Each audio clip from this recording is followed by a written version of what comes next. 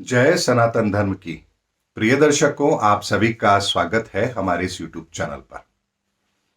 दर्शकों, आप लोगों ने एक बात सुनी होगी कि यदि धन की हानि हो तो कुछ भी नहीं है, लेकिन तन की हानि हो तो बहुत कुछ खोया है आपने। और यदि चरित्र की हानि हो तो आपने सब कुछ खो दिया है। ये कहावत आपने सुनी होगी। इसके संदर्भ में आप लोग के अपने अपने अलग अलग मत भी होंगे, लेकिन चरित्र को इतना कीमती क्यों बताया गया, या चरित्र निर्माण की बात जब होती है तो उसको पहली प्राथमिकता क्यों दी जाती है, आज मैं आपको इस वीडियो के अंदर वही सनातन रहस्य बता रहा हूं जो हमें समझना चाहिए कि जीवन के अंदर सबसे कीमती चीज यदि कोई है तो वो चरित्र क्यों है। दर्शकों, आप लोगों ने एक बात और देखी होगी, सुनी होगी, अखबारों की सुर्खियां भी बनती है कि वो बहुत बड़े व्यक्ति थे, अचानक उन पर कोई केस लगता है, महिला से छेड़छाड़ का केस लगता है या रेप का केस लगता है या इस तरह का कोई केस लगता है जहां उनके चरित्र को सीधे सीधे टारगेट किया जाता है। और उस चरित्र हननता के कारण से भी उनके सामाजिक प्रतिष्ठा पर बहुत बड़ी आंच आती है। कानून का शिकंजा भी उनके ऊपर कसता है और वो जेल की यात्राएं भी करते हैं। अब अगर सामाजिक दृष्टिकोण से देखेंगे तो आपको लगेगा कि ये व्यक्ति तो बहुत बड़े हैं, इतने ऊंचे पद पर हैं, या अध्यात्म के अंदर भी बहुत ऊंचाइयों पर हैं, लेकिन फिर इनके साथ ऐसा क्यों हो रहा है। ये तो दूसरों को मार्ग दिखाने वाले हैं, ये मार्ग से कैसे भटक सकते हैं, ये एक प्रश्न आपके अंदर आएगा। अब यहां पर भी दो तरह के लोग होंगे। जो एक कहेंगे, नहीं, ये तो उनकी परीक्षा है, ये तो उनके खिलाफ षड्यंत्र है, वो ऐसे है ही नहीं, ये तो समाज उनके खिलाफ षड्यंत्र कर रहा है, सरकार उनके खिलाफ षड्यंत्र कर रही है। यह ऐसा मानने वाले एक तबके का होगा जो उनके फॉलोअर्स होंगे।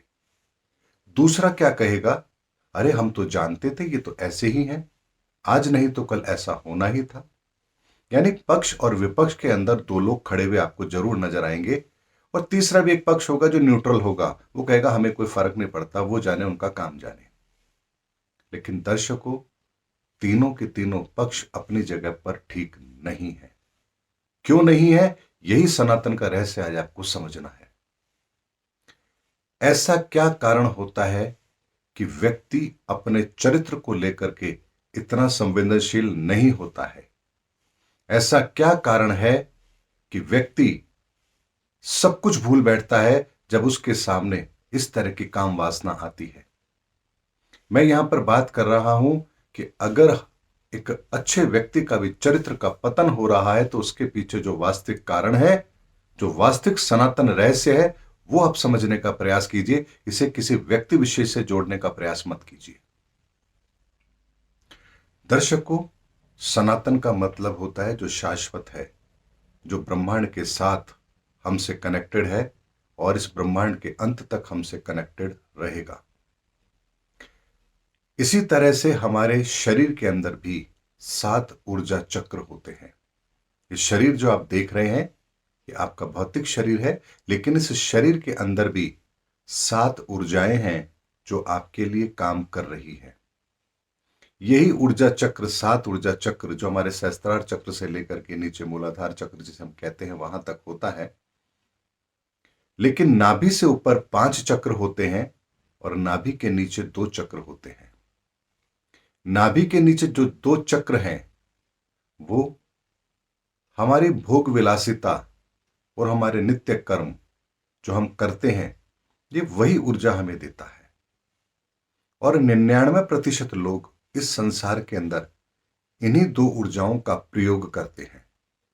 आज क्या खाना है, आज क्या पहनना है, आज कहाँ घूमने जाना है, आज क्या करना है, आज ये करना है, आज वो करना है। यानी हर काम अपने मन के अनुसार, इस शरीर के अनुसार करते हैं। उन्हें इसके अलावा और कुछ चाहिए ही नहीं। 99% लोग इस संसार की 2 ऊर्जाएं, यानी जो हमारी नाभि से नीचे की हैं, इनके अंदर ही अपना जीवन बिताते हैं। लेकिन 1% लोग होते हैं जो इससे ऊपर की ओर की यात्रा करते हैं। और इससे ऊपर की जब यात्रा करते हैं तो सबसे पहले वो अपने इंद्रियों पर कंट्रोल करना आरंभ करते हैं, यानी कि उनकी भूख और इनकी खाने की इच्छाएं वो उनके अपने नियंत्रण में होती है। उनका भोजन बहुत ही सात्विक हो जाता है। उससे ऊपर आप आएंगे, उस ऊर्जा चक्र को और ऊपर की ओर लेकर जाएंगे तो आपका हृदय विशाल हो जाता है। आपके हृदय में किसी तरह की कोई ऐसी भावना नहीं होती दूसरों के लिए जो आपके व्यक्तित्व को नुकसान पहुंचाए। उसके ऊपर जब आप जाते हैं तो आपकी वाणी भी अमृत तुल्य हो जाती है, यानी आपकी वाणी के अंदर भी मां सरस्वती का वास होता है। ऐसा प्रभाव आपकी वाणी में होने लगता है। उससे ऊपर के ऊर्जा चक्र के अंदर आप उस परमात्मा के निराकार रूप का दर्शन करते हैं, और उससे ऊपर की ऊर्जा चक्र के अंदर आप और उस परमात्मा के बीच में कोई भेद नहीं रहता है। आप सीधे सीधे उस परमात्मा से कनेक्टेड होते हैं और परमात्मा के वही दिव्य संदेश आप तक सहजता से पहुंचते हैं। ये आपके ऊपर के 5 ऊर्जा चक्रों का प्रभाव है। अब एक व्यक्ति भक्ति मार्ग के द्वारा, योग मार्ग के द्वारा या किसी भी मार्ग के द्वारा जब इन ऊर्जाओं को अपने बढ़ाता है तो ये सारे के सारे गुण उसके अंदर आने आरंभ हो जाते हैं। लेकिन दर्शकों, इस संसार का एक नियम है कि कोई भी चीज ऊंचाई से यदि उसको नीचे आना है तो उसे किसी भी तरह के कोई फोर्स की आवश्यकता नहीं है। आप ढलान में उसे छोड़ दीजिए, इस पृथ्वी का गुरुत्वाकर्षण उसे अपने आप नीचे की ओर ले आएगा। लेकिन यदि नीचे से ऊपर की ओर ले जाना है तो आपको बहुत मेहनत करनी पड़ेगी। आपको एक फोर्स की जरूरत पड़ेगी, ताकत की जरूरत पड़ेगी जो आपकी उस चीज को ऊपर की ओर लेकर जा सके। यही कारण है कि जब आप सीढ़ियां चढ़ते हैं तो आप थक जाते हैं, लेकिन जब सीढ़ी उतरते हैं तो आप नहीं थकते हैं। यही कारण है कि पानी सदैव ऊपर से नीचे की ओर बहता है, लेकिन नीचे से ऊपर लिफ्ट करना हो तो आपको एनर्जी की जरूरत पड़ती है। इसी तरह से हमारे 7 ऊर्जा चक्र भी हमारे भीतर काम करते हैं, जो हमारे जीवन को व्यवस्थित करने का काम करते हैं। लेकिन मैंने आपसे कहा ना कि 1% लोग हैं जो अपने इन ऊर्जाओं को ऊपर की ओर ले जाने का प्रयास करते हैं, और इसमें वो ध्यान, योग, तप, साधना, गुरु भक्ति, भक्ति मार्ग, दान, पुण्य, बहुत से ऐसे कई रास्ते हैं जिनके द्वारा वो इन ऊर्जाओं को व्यवस्थित करने की कोशिश करते हैं। ये अलग अलग मार्ग उनकी इन ऊर्जाओं को व्यवस्थित करने का ही तरीका है। आप व्रत करते हैं तो आप अपने भोजन को, यानी भोजन के अंदर जो आपकी आसक्ति है उसको नियंत्रित करने का प्रयास करते हैं। आप अच्छे लोगों के बीच में बैठते हैं, आपका हृदय शुद्ध होता है। आप अच्छे वचन बोलते हैं, आपका कंठ शुद्ध होता है। ये सभी उसी की प्रक्रियाएं ही हैं। लेकिन जब एक व्यक्ति इन ऊर्जाओं को अपने अंदर लेकर आता है तो वो निस्संदेह एक उच्च पद को प्राप्त तो करता है। लेकिन इस उच्च पद पर भी उसे बनाए रखना अपने आप को, ये एक बहुत बड़ी चुनौती होती है, क्योंकि यहां से नीचे गिरने में वक्त नहीं लगता है। ऐसे में केवल और केवल हमारी नाभि के नीचे की 2 ऊर्जाएं ऐसी होती है जो हमें नीचे लाने का काम करेंगी। बाकी की 5 ऊर्जाओं में भी यदि आप ऊपर से नीचे थोड़ा सा आते हैं तो भी आपके अंदर विकार नहीं होगा। हाँ, कुछ गुणों में कमी हो सकती है लेकिन विकार नहीं होगा। लेकिन नाभि के नीचे जैसे उन 2 ऊर्जाओं के अंदर आप जाएंगे, आपके भीतर विकार भी आना आरंभ हो जाता है। अब ये बात तो आप सब लोग जानते होंगे, लेकिन अब इसके पीछे के सनातन के रहस्य को समझिए कि कैसे सनातन यहां पर आपकी सुरक्षा करता है। दर्शकों, आपने सुना होगा कि बहुत से ऐसे महात्मा ऋषिगण हुए जो तपस्या करते थे और तपस्या के द्वारा भगवान से कुछ वरदान प्राप्त करना चाहते थे। ऐसे में जब वो तपस्या करते थे तो उनकी तपस्या को भंग करने के लिए अप्सराएं भेजी जाती थी। अब तपस्या का एक सीधा सा कॉन्सेप्ट है कि आप ध्यान मुद्रा में बैठ करके परमात्मा का ध्यान करते हैं। आपके इस ध्यान को तोड़ने के लिए आपको हिलाया भी तो जा सकता है, आपको धक्का दिया जा सकता है, आपको चोट पहुंचाई जा सकती है, और भी तो कई कारण हैं। लेकिन आपको आपके ध्यान को भंग करने के लिए अप्सराएं क्यों भेजी जाती थी? क्योंकि अप्सराएं जब उनके सामने आती थी, और ऐसी अप्सराएं जो अत्यंत सुंदर होती थी, तो उनके भीतर एक काम वासना पैदा होती थी। यानी जिन ऊर्जाओं को उन्होंने प्रयास करके ऊपर की ओर उठाया है, अप्सराओं के आ जाने के कारण से उनकी ये ऊर्जाएं तत्काल उसी क्षण नीचे की ओर गिर जाती हैं, और वो नीचे के अपने जो 2 चक्र हैं, जहां काम वासना भी है, उस पर आ जाते हैं और ये उनकी ऐसी स्थिति होती है कि उनकी वर्षों की जो मेहनत है वो उसी तत्काल उसी क्षण शून्य हो जाती है और इसीलिए कहते हैं कि उनकी तपस्या भंग हो गई। अब यहां तपस्या को भंग करने के लिए केवल और केवल यही प्रयोग किया जाता है कि अप्सराओं को भेजा जाता है और उसके भीतर में काम वासना पैदा कर दी जाती है, ताकि वो व्यक्ति जो ऊर्जाओं को इकट्ठा कर रहा था वो सब उसकी क्षीण हो जाए, और इसे ही तपस्या का भंग होना कहते हैं। ऐसे में किसी भी इंसान के भी अपने जीवन के अंदर, चाहे उसने 40 वर्ष या 50 वर्ष या 60 वर्ष ही क्यों ना बिता दिए हों इस भक्ति मार्ग में, इस योग मार्ग में, तप मार्ग में, लेकिन यदि उसके भीतर काम वासना पैदा हो गई है तो उसका उस ऊर्जा के लेवल से नीचे आने में जरा भी वक्त नहीं लगेगा। तो इसका मतलब क्या हुआ? क्या काम वासना वास्तव में इतनी प्रभावी होती है कि व्यक्ति की सारी मेहनत को एक क्षण में धूमिल कर सकती है? तो इसका उत्तर भी हमारे सनातन के अंदर दिया हुआ है। भगवान शिव, भगवान शिव भी ध्यान करते हैं, लेकिन जब भगवान शिव ध्यान करते हैं तो उनके ध्यान के अंदर बैठ जाने पर भी कई बार ऐसी परिस्थितियों का निर्माण हुआ है जब देवताओं ने भी उनके ध्यान को भंग करने का प्रयास किया।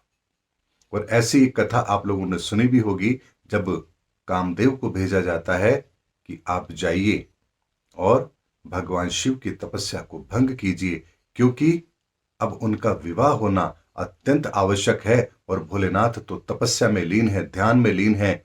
उनका वापस लौटकर आना, ध्यान से बाहर आना अत्यंत आवश्यक है। ऐसे में कामदेव वहां पर भगवान शिव के सामने जाता है। काम और रति दोनों मिलकर के भगवान शिव के ध्यान को भंग करने की कोशिश करते हैं, लेकिन यहां क्या होता है? क्या भगवान शिव का ध्यान भंग होता है? नहीं, भगवान शिव स्वयं अपने तीसरे नेत्र को खोल करके और उस काम वासना यानी उस काम को, उस कामदेव को भस्म कर देते हैं, यानी कि काम वासना को समाप्त कर देते हैं। लेकिन किस चीज से किया? अपने तीसरे नेत्र से खोल करके उन्होंने ये काम किया। यानी कि यहां पर एक इतना बड़ा सनातन का मैसेज हमारे सामने है कि यदि व्यक्ति अपने इस आध्यात्म के ज्ञान के इस मार्ग के अंदर अगर अपनी ऊर्जाओं को इस तीसरे नेत्र तक लेकर आ चुका है, तो फिर बाहर की कोई भी काम वासना उसका कुछ भी नहीं बिगाड़ सकती है। लेकिन यदि वो इससे नीचे की ऊर्जाओं पर है तो उसका भंग होना कोई बड़ी बात नहीं है। इसलिए भगवान शिव का ये मैसेज, जो सनातन मैसेज है, वो यही है कि यदि आप आध्यात्म के मार्ग पर हैं या भक्ति मार्ग पर हैं या आप अपनी ऊर्जाओं को ऊपर की ओर लेकर जाना चाहते हैं, तो आपको अपनी उन ऊर्जाओं को ध्यान मुद्रा के अंदर उस स्थिति तक लाना पड़ेगा जहां आप उस परमात्मा की ज्योति को अपने भीतर प्रकट कर पाए, और इसके पश्चात फिर काम वासना आपका कुछ नहीं बिगाड़ पाएगी। यानी आप इसके बाद पुनः नीचे की ओर नहीं आ पाएंगे। इसीलिए हम कहते हैं त्रिकालदर्शी संत। त्रिकालदर्शी का मतलब क्या होता है? जिन्होंने इस तीनों लोकों की उस ऊर्जा को अपने भीतर देखा है। इसीलिए त्रिकालदर्शी संत महात्मा या इस लेवल के जो लोग होते हैं, उन्हें काम वासना कभी भी सता ही नहीं सकती। इसीलिए चरित्र निर्माण के अंदर सदैव उच्च विचारों का होना आवश्यक है। आपके जितने उच्च विचार होंगे, आप उतने ही ज्यादा अच्छे तरह से अपने चरित्र का निर्माण कर पाएंगे। दर्शकों, इस सनातन का रहस्य है। इस रहस्य को अब आप अपने आम जिंदगी के अंदर एप्लीकेबल करके देखिए।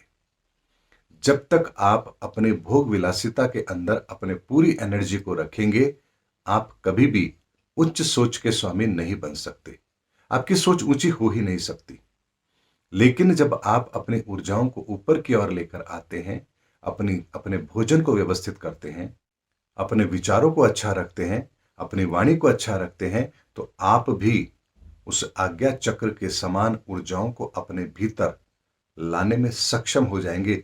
यहां आपको एक साधारण जनमानस को कोई तपस्या करने की आवश्यकता नहीं है।